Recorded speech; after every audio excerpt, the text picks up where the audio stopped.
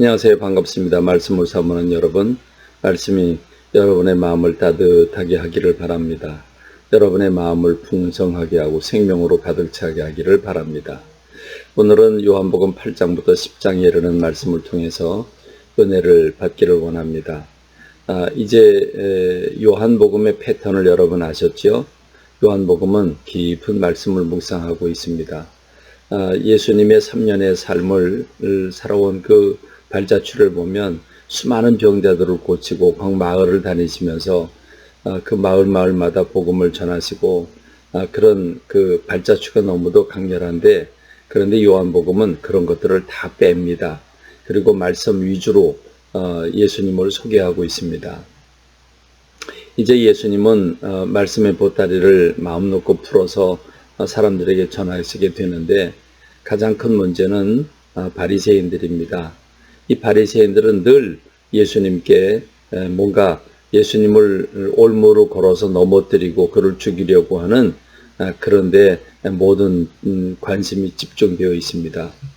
예수님께서 이른 아침에 성전으로 들어가셔서 사람들에게 복음을 전하시는데, 서기관들과 바리새인들이 음행 중에 잡힌 여자를 끌고 옵니다. 그러니 여자의 그 행색이 어떠했겠습니까? 여자의 심정은 어떠했겠습니까? 그 여자의 심정과 그 여자의 그 마음, 그 여자가 어떤 환경에 처해서 그 마음이 어떨까는 전혀 생각하지 않고 그 여자를 끌고 와서 예수님 앞에 내팽개칩니다. 그리고 말합니다. 선생이여, 이 여자가 가늠하다 현장에서 잡혔습니다. 모세는 율법에 이런 여자를 돌로 치라고 명했는데 선생은 어떻게 말하겠습니까? 라고 예수님께 질문을 하죠. 자, 여러분, 예수님께서 이 대답을 어떻게 하느냐에 따라서 예수님은 율법을 어기는 사람이 될 수도 있고 사랑이 없는 사람이 될 수도 있습니다. 근데 여러분, 놀랍게도 예수님께서 이렇게 말씀을 하시죠. 너희 중에 죄 없는 자가 먼저 돌로 쳐라, 그러십니다. 근데 여러분, 세상에 죄 없는 자가 어디 있겠습니까? 그런데 여러분, 예수님께서 몸을 굽혀 그 땅에 손가락으로 글씨를 쓰셨다고 성경은 말해주고 있습니다. 참 재미있는 표현이죠. 예수님이 몸을 굽혀 땅에 글씨를 썼다. 어떤 글씨를 썼을까요? 그런데 그들이 이 말씀을 듣고 양심의 가책을 느껴 어른으로부터 시작을 해서 젊은이까지 하나씩 하고, 그리고 이제 이 여자만 남았다라고 말씀을 하십니다.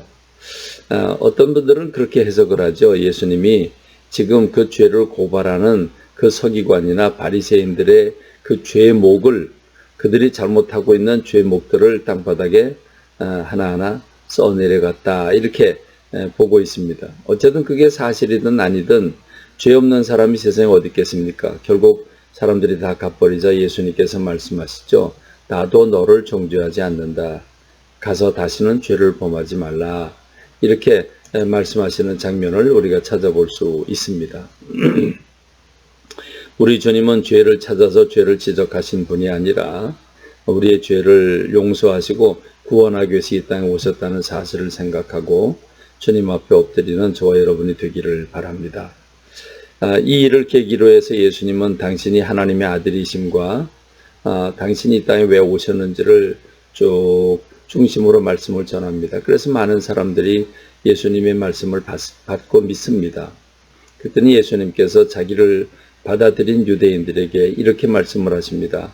너희가 내 말에 거하면 참으로 내 제자가 되고, 그러면 진리를 알게 될 것이고 그 진리가 너희를 자유롭게 만들어 줄 것이다 라고 말합니다. 그랬더니 유대인들이 우리가 아브라함의 자손이고 적어도 우리의 종교적으로는 남의 종이 된 적이 없는데 어째서 우리를 자유롭게 될 거라고 얘기하냐. 그랬더니 예수님께서 죄를 범하는 자마다 죄의 종이라고 그 핵심을 말씀해 주시죠. 그렇습니다. 그 죄의 종, 우리들도 동일합니다. 우리가 죄에 빠지고 죄에 사로잡히면 죄의 종이 되지 않겠습니까? 그러나 아들이 너희를 자유롭게 하면, 예수 그리스도께서 이 땅에 오셔서 우리의 죄를 짊어지시고 십자가에서 죽으심으로 우리가 구원을 얻게 되었으니 예수 그리스도를 바라보고 자유함을 누리는 저와 여러분이 되길 바랍니다. 죄를 짓고 죄 가운데 빠져서 죄에 매여 죄의 종로로 타지 말고 주님께 붙들려서 자유의 사람이 되기를 간절히 소망합니다. 예수님께서 또 그 길을 가시는데 태어나면서부터 맹인이 된 사람을 발견합니다. 태어나면서부터 맹인이 됐다. 그 사람은 얼마나 불행한 사람이겠습니까? 예수님께서 그 사람을 보는데 제자들이 묻습니다. 저 사람이 맹인으로 태어난 것이 부모의 죄냐, 자신의 죄냐, 누구의 죄 때문이냐? 그랬더니 누구의 죄도 아니다. 하나님이 영광 받으실 것이다. 그리고 그 맹인의 눈을 열어주십니다. 진액을 개가지고 눈에 바르고 실로암 못에 가서 씻으라고 이렇게 해서 그 사람의 눈이 밝아졌는데 그날이 또 안식일입니다. 그러니까 바리새인들이 또 유대인들이 그가 안식일에 못할 일을 했다고 난리를 칩니다. 참 가슴 아픈 일 아니겠습니까? 태어나면서부터 맹인인 사람이 눈을 열었으면 정말 감사하다, 축하한다, 그리고 기뻐해줘. 어떻게 이럴 수가 있겠습니까?